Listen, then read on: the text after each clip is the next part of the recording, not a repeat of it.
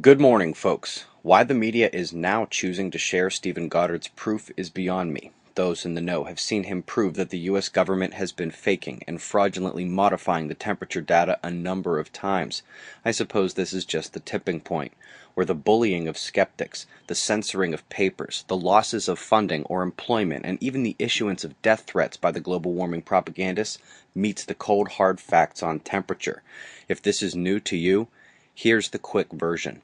Even I was the kind of guy to call someone a denier not long ago, tell you it's settled science. But when 10, 15, 20 years of pitifully failing climate projections rang the call for tweaking the models, anyone who tried to do so got lambasted for not falling in line. I am embarrassed to have ever been on that side of things, and for years now I've sought to right that wrong.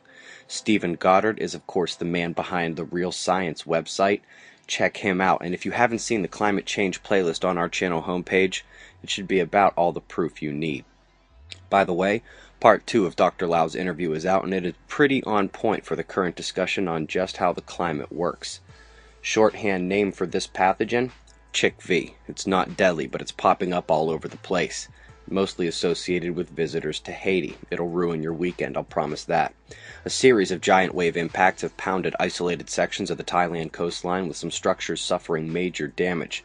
These were due to the monsoon. Final article, this is now the second cold star they have found, this one essentially a giant diamond, it's so cold. Chapter 5 of Star Water series comes out July 1 on suspiciousobservers.org. I understand the trailing convergence over Southeast Australia was more gruesome than the lead over New Zealand. We'll keep that in mind, as these are now popping in series one behind the other and could continue the strong winter conditions after that little break you guys just had. Europe? There's the flood makers to the south we mentioned yesterday. Hopefully your areas are alright.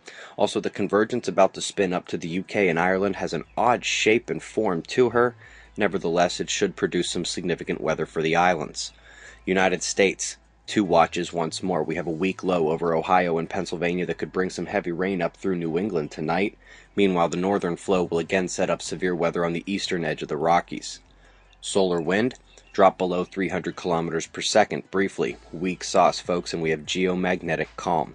We don't expect much to change soon either, with the lone eruption for days now seen going mostly south and appearing to come from the backside anyway.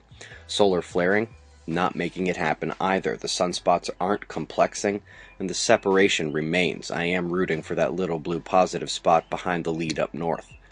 As you can see, we'll soon have more sunspots to investigate. Their bright umbral fields are easily visible cresting the limb now. The only things I have to say about the coronal fields of the sun the last day is that this is pretty indicative that the reversal is not yet complete. It's a little freaky as well.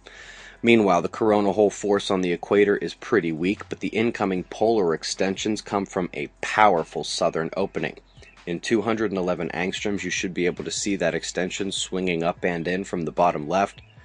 Folks, the mobile observatory is in Hershey, Pennsylvania at their famed campgrounds. Already had a few observers stop by last night, but we're here another day, so come say hello, talk observer, we'll have a good time. But first, shots of our star to close. Eyes open. No fear, it's 5:55 a.m. Eastern Time, and that's the news.